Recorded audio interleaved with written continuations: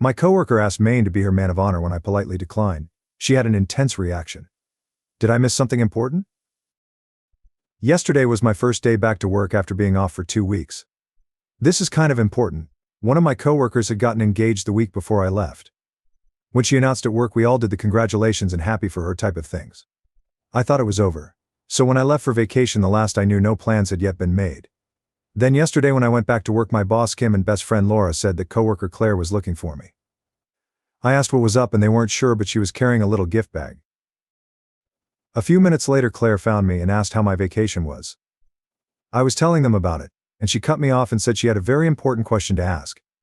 She handed a little gift bag and asked if I would be her best man of honor for her wedding. I thanked her and told her that typically this would traditionally go to a close female relationship. She responded that there was nothing traditional about her wedding, so it was good. I looked over at Laura and Kim, who were both trying to keep from laughing. I again thanked her, congratulated her, and told her that I wasn't interested in being part of her wedding party, and that I would be happier being a guest in the audience. I swear when I said this, it was when we watched her entire demeanor changed and a switch flipped. She went off saying that I have to be in her wedding, and that she doesn't understand why I would say no. I told her that we only knew each other for a short time, and that I had no interest in trying to plan parties, dinners, and shopping trips. She told me I needed to think about it, and she would get back to me later. I told her go for it, but my answer will be the same. She walked away and I looked at Kim and Laura and asked what the ever-loving fresh creepy hell was that. Kim started to laugh and said she didn't know. But saying no like I did might have saved me a lot of headaches in the future. Laura made the comment that she went straight to bridezilla, and this was a look into what she was going to be like. Claire came back today, however she went with a different approach, and handed me a list of what she wants me to do, and her vision of how she sees things. I asked her why she gave me this and she said that as her man of honor these were my responsibilities. I told her again that I was not going to do any of this. She started again that she needs me to do this and how much fun it was going to be. Then she asked, haven't you ever wanted to be part of something special? I told her I was. I was a nurse. Enter Kim, who could sense that I needed help and told Claire one of her patients needed her help. I told Kim that if this keeps up I might need her help. She said she was already watching it, and would intervene if I needed it. What did I miss? We aren't that close. She just transferred down to my unit from a different unit 6 months ago. I had no idea who she was until that point. Laura is saying that she is close in age to me, and she might feel that to be enough of a connection. Did I miss something? When we are asked, are we supposed to automatically gush and jump up and down in excitement? Why is saying no a bad thing? Comments. Comment 1. The poor guy. The way he describes it sounds like he got trauma from his childhood, and that brainless amoeba of a coworker just re-traumatized him with her stomping all over. Comment 2. As a straight male nurse I get this too. I get to be a friend as long as I am helping you to move, do yard work, fix your car, or try to make your boyfriend jealous. But I am not a friend you are just willing to have a beer with, have over for a barbecue, or just hang out. My wife taught me that I have to firmly say no for the requests for help, unless we are truly friends outside of work. Update 1. Buyer. First, I apologize. I never thought this was going to go as crazy as it did. I want all of you to know I read all of your responses and responded to as many as I was able to. Thank you all for your amazing insights and comments. Many that made me laugh. Which I needed. I have been sick and that really helped to cheer me up. I had to meet with my lawyer today regarding family issues. Editor's note: Oop goes into detail about those issues and other posts on his profile. But they weren't relevant here, so I didn't include them. My neighbor best friend coworker Laura took me. I really felt awful and driving wasn't a good idea. We were talking about this on the way and we both were asking a lot of the same questions that all you were asking. The big one was that we were asking about the circumstances of her transfer. She went from Med-Surg 4W to the ER. That is a huge change. I have to work tomorrow, so we will see what happens. But Laura and I are going to ask Kim about the transfer and raise a couple of other concerns. After I got home from the meeting with my lawyer, I slept for the rest of the day. Many of you asked about if Claire and I hang out outside of work. The answer is no. I really don't know anything about her. I have helped her a few times with patients and different things. But our relationship is 100% purely work-related. That was why I was so surprised that she asked me to do this. That is why I was so surprised that she asked me about being the man of honor. I have a very small friend base, and in all honesty I like to keep it that way. I really have no interest in being a part of this. I'm not a wedding person. After reading so many bridezilla stories and hearing about over-the-top weddings, they have become a huge turn-off to me, spending tens of thousands to hundreds of thousands of dollars with insane, unrealistic demands that turn people against each other. Why? I would rather use that money and spend that time planning my next trip or vacation. Many people said that I was being used as a token or prop in a wedding, or a gay best friend. I never really thought about it. I admit that I'm out and proud. But I'm not going to just pretend to be someone's friend just so they can fulfill some kind of fetish they have for wanting to have a gay best friend, or some kind of status she feels the need to fulfill. It takes me a lot to get offended, but if this were actually the case, then I would really be rather offended. I was not put on the face of the earth to be someone's play toy. A lot of people have said that maybe she doesn't have a boyfriend. She does. She has brought him in before. If she has any insecurity, I don't understand it. She is attractive, smart, and knows stuff. So I'm at a loss as to why she is acting like this. A lot of people say go to HR. I'm starting that process with my boss, Kim. She is completely aware of the situation, being with us when all this happened. She has told me that she is watching the situation and will jump in if I need her to. I trust her completely. While Kim and HR can control the situation from the hospital, they can't control the situation from a personal level if she were to maybe follow me home or a situation like that. So I think that covers it all. I wish I could say this is over. But most likely there is more to come.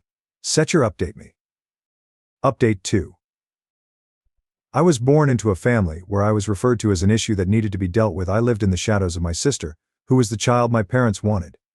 They wanted one child, which was a girl. That way Dad had his daddy girl and Mom had mommy little princess. Then I came along. Keep in mind that I'm 23, so back then my parents had options but chose to not use any of those options. So instead my parents raised my sister, and I was raised by a nanny who even to this day is one of the biggest influences in my life, and I am so grateful for her. She helped me with so much. I finally realized that all these years later, that by being referred to as an issue that needed to be dealt with, that they stripped me of my humanity and individuality and self-worth as a person. I think that's why I have worked so hard to establish myself in my career and in my life. As a way to become a person again, and not just be that issue that needed to be dealt with. This past Thursday things came to a head with the bridezilla known as Claire, and the truth came out. My best friend Laura has been sticking close to me when we worked together if Claire was to start something. We weren't sure if she was going to leave it alone or start up again. I was really hoping that it was done. But she had to try once again. I've been sick and I had a busy morning, so I really just wanted a few minutes to go to the bathroom, grab a quick snack and maybe breath. Claire came up and had her list and asked if I had a few minutes to talk about the wedding planning. I looked at her and told her again no, that I was not interested in being part of her wedding, and that I was not going to help in any way, and she needed to drop the subject and leave me alone. Again, she went into the who thing of how I was going to do this and how much fun it was going to be. Here we go with that line all of you loved the first time. Why in the ever-loving fresh creepy hell is it so important for me to be your man of honor? I'm not interested, and I'm not doing it. It is exactly as pretty much all of you told me it would be. She was just planning on using me as a token or a play toy. She took all of the fucked up gay stereotypes that are out in society and put them into one sentence. What modern liberal woman isn't going to have a gay bestie on her arm for special events? I felt everything in my stomach move and a wave of nausea come over me, and I felt like I couldn't get to the bathroom fast enough. This pissed Laura off to no end. Laura's really kinda like the overprotective sister that I wish I would have had, and took Claire off to visit our boss Kim and laid it all out. Everything that was said. While I wasn't in on that conversation, Laura and Kim filled me in on what was said. Kim came to check on me and I was still hiding in the bathroom. She knocked on the door and asked if she could come in. I asked her for a bottle of water first. While I was waiting, I realized two things.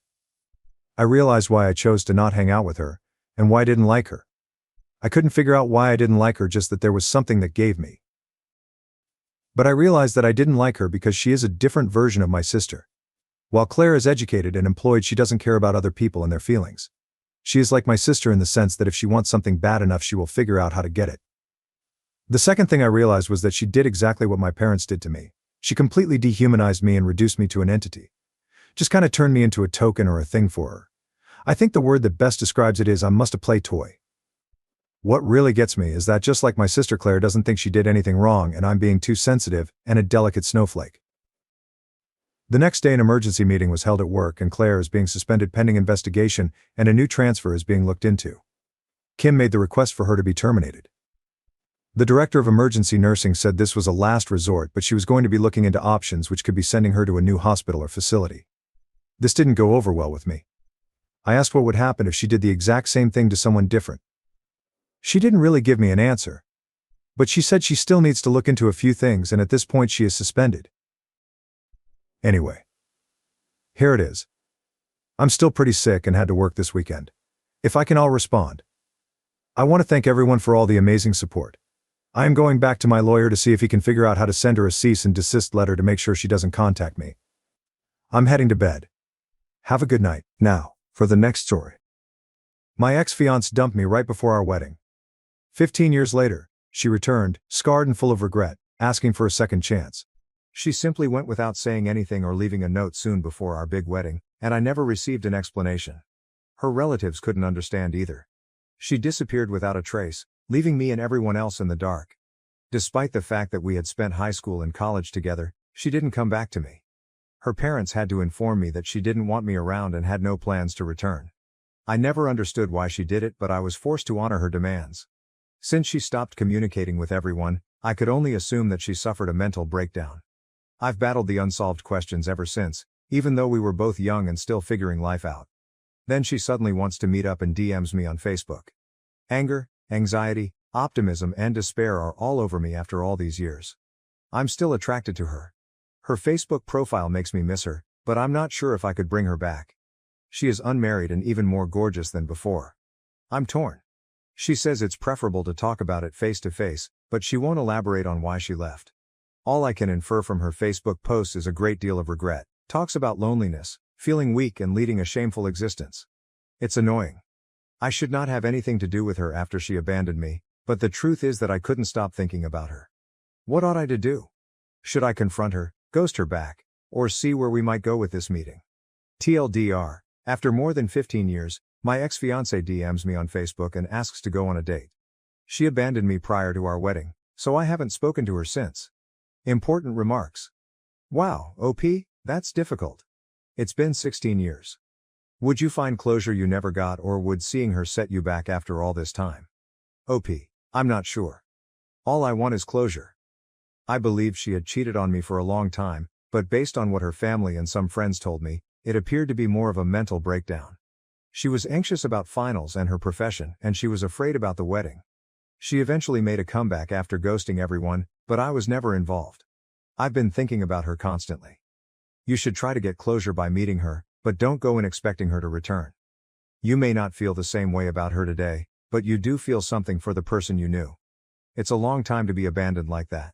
16 years. Her motivations for contacting me after all this time seem dubious to me. Avoid thinking about her too much. OP, what would be her motivation? She wasn't pregnant when she abandoned me, and I don't have any money or children. The disappearance was completely unexpected. She simply disappeared and never returned to school. To be honest, I think something went wrong. Revision. That was something then. At least I had closure. We sat and chatted outside the cafe where we met. Her severely scarred arms and the intense pain imprinted on her face caught my attention right away. In summary, she acknowledged that she had intended to end the relationship long before the wedding but had been too cowardly and weak to advocate for herself. Everything caused her to have a total nervous breakdown. She felt unable to defend herself and was fed up with being forced to do things she didn't want to do. She was upset with her family for forcing her into a degree she didn't desire and for pressuring her to get married and start a family. She also felt angry at herself for lacking the guts to speak up. We both agreed that nothing she did was justified. I put her on the spot when I proposed to her for the first time in public. She wanted to refuse, but she couldn't risk hurting me. She was correct, I made all of her decisions. Back then, I was a very different person. I was self-centered, and she was submissive, just following the crowd without advocating for herself. I frequently muffled her speech, preventing her from developing or becoming her own person. Everything culminated at one point and she suffered a total mental collapse. The only person she ever trusted, her best friend, advised her to flee her issues. She claimed that the only thing she knew how to do was to flee. Her life took a turn for the worse. She didn't say what she had done, but she ended up in prison for a while after being homeless for a few years after being evicted by her best friend's husband. Since her release almost a year ago, she has been making efforts to improve her life. She ultimately got in touch with me, got a job, and reconnected with her parents. We both agreed that there isn't a future for us. We now live far apart and are two different persons who have nothing in common. She doesn't demand forgiveness or justify her actions. She is disgusted and ashamed of what she did. I just forgiven her because I wanted to be furious but couldn't. After saying our goodbyes and shaking hands, it's likely that we won't see each other again. It's heartbreaking. At last, she and I were able to get the closure we sought. A weight seems to have been lifted. I now realize that we will never have a future together. However, I'm also upset because it's really over. It was all for nothing, all these years of hope. Not many people can say that, but in the end this is an ending, and I've finally found closure. Should I trust her story? I do indeed. And is it really important now, even if she is full of it? She has always struck me as being very meek and weak-willed. When things get too tough, she usually just follows everyone's instructions and flees. Because she is too frail to deal with her issues, she avoids them. Her family was the usual tiger parents who deny their troubled child, so I guess it makes sense that they wouldn't tell me anything about her. TLDR, if it ends well, everything is okay. Finally, our relationship is over, and we can both move on. Important remarks. However, her companion ought to have been the one to notice it. Her companion acted as a facilitator. All of us were. The person who urged her to run was her friend. Anything was all up to her, of course. No one made her do anything. However, I might have anticipated it if I hadn't disregarded her issues and had instead been more involved in her life. But it is what it is. Wait a second, OP, where did you find an open cafe? Asterisk. It's partially open. We sat in the parking lot and ordered takeout. It wasn't perfect, but it worked. The proposal shouldn't come as a surprise. You should be fully informed before proceeding. At some point, talk about it as something you both desire. If the other person isn't prepared, dropping it at random puts a lot of pressure on them. In actuality, she was correct. In order to ensure that she wouldn't say no, I purposefully proposed in public. All I could think of was myself. I never thought she was unhappy or that a public proposal may make her uncomfortable. You had a good ending, but she didn't. You seem to have contributed to her issues at the time. Have you shown regret for how you handled her? Did you make amends or provide assistance? To be honest, I felt horrible. Because I just wasn't there for her, I contributed to her anxiety and sorrow. I was prone to taking her for granted. She didn't want to hurt me, so she wanted to end the relationship. She believed that being married to me wouldn't be all that horrible. However, she simply broke. The idea of being in a lie-based, loveless marriage became too much. With a snap, she fled. I did love her, but to be honest, I wouldn't have been so oblivious to her needs if I really loved her. I could have liked the idea of her more than I actually loved her. This is forcing me to examine myself closely. Now to the next story, story 2. I get uninvited from my brother's wedding, then get harassed by his family for not caring enough. Original post. This whole thing is so weird. I, 27 am gay. I came out at 16 and my parents told me they would always love me, but to not mention it to my older brother who I'll call Brick. Then 19 30 now. When I was confused and asked why, they said that Brick had expressed some awful opinions about gay people. I limited talking to Brick until I moved out at 18, which wasn't much of a problem because we were never close. I went to uni, got a good job, and an awesome boyfriend, 28 in my home city. Me and my boyfriend Angel live a peaceful life. Peaceful until a few days ago when I got a call from my brother. I was concerned that Brick was calling me, as we have never messaged before, just had each other's numbers for emergency purposes. I picked up because maybe there was some emergency happening. He opened the call with an annoyed, "Hey man," and I knew something was up. He said he was getting married to his fiancée Yen, 24 next year. I didn't even know he had a girlfriend. I was like, "That's great, Brick," and asked some boring wedding things that he begrudgingly answered. He then told me invites were being sent out in a couple weeks, and that I could bring a +1.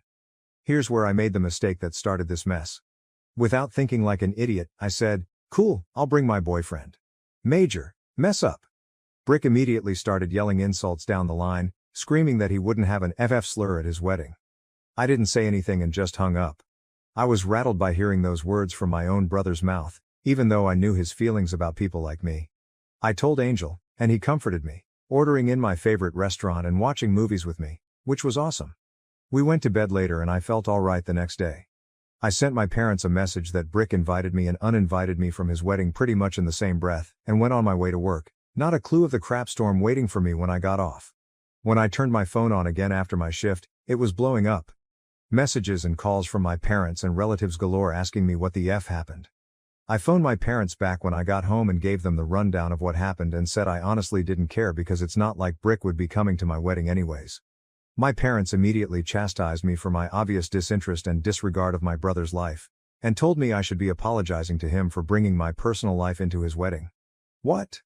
I basically told my parents to screw off and have been getting bombarded with messages from relatives to apologize to my brother and get my invite reinstated, and apologize to my parents for disrespecting them, but I really don't want to. Angel's reassuring me that I did nothing wrong, but it's still nagging me. AAETA, relevant comment. OK_number_4988. Why did your brother sound annoyed at the beginning of the call? Did he already know? Or was he being forced to invite you by your parents? Seems weird. OOP, he's never been my biggest fan, honestly. We were very different as kids, like polar opposites, and he didn't like that. Very on brand for him. He definitely didn't know I was gay before the call. My parents have kept it very under wraps for years. In terms of if he was being forced to invite me by my parents, I really have zero clue. Update post. My OG post got locked was removed per some misunderstanding/confusion with the AITA mods while trying to post this update, but I'll just post it on my page here without an r/ if anyone wants to see it. Y'all have really opened my eyes on a lot of issues in my family. I apologize for only replying to a few comments. There's just so many of you. Big shout out to all the people who gave compliments to Angel. I showed him this post last night and he thanks you all. I've been showing him lots of love because he really is an angel. And to the people calling this fake, AI, cliche and whatnot. I hate to break it to you all, but this is just my life. It sounds cliche because this is the sort of all too real thing that happens to many people in the community. Just move along if you want to say that stuff, because you're honestly just wasting your time. One of two things I would also like to address is people questioning me about thinking I could possibly be the AH in this situation, and all I can say is that when you have a mass of people telling you you're wrong for what you did, it's hard to not maybe believe them just a little bit, no matter how absurd it is. Second thing, for people wondering how no one in the family knew I was gay, I really was never am not close with my extended family, as they all live in different provinces, and my immediate family never traveled. We really just send each other holiday and birthday messages and have brief conversations whenever those are sent, and I just never had the urge to come out to them. Anyways, on to the update. I decided I didn't want to let this sit for any longer. I took a day off work, and I added my parents, Brick, and all the family that messaged and called me into one big group chat, per one advice I saw here. I laid out everything that went down to them, in case they were told a different story by my parents and brother. I told them that I was going NC with my parents and Brick no matter what, and if they didn't apologize and realize what they did wrong, or I cut them off too. I turned my phone off and continued on without it for the rest of the day. Once I turned my phone on again, I had lots of messages from them. My parents were outraged, and Brick said nothing. Some of my extended family apologized and told me that my parents just told them I was mean to Brick about some of his wedding plan choices, which got me uninvited. Still trying to wrap my head around how stupid that is. Seriously think my parents might be Neanderthals. Anyways, the real story made others even more angry and more insistent that I apologize, and they were promptly blocked. I didn't answer any of my parents' texts, calls and blocked them. I feel like I have a weight off my shoulders. I'm not concerned about my parents showing up at our apartment, as they moved away from my city last year. Me and Angel are planning a lovely trip, per advice of a lot of people that we thought was great, to France to visit his family during when the wedding will be taking place, which I'm very excited for. I've heard nothing but good things about them. This will most likely be my only update on this post, and I thank you all for your support.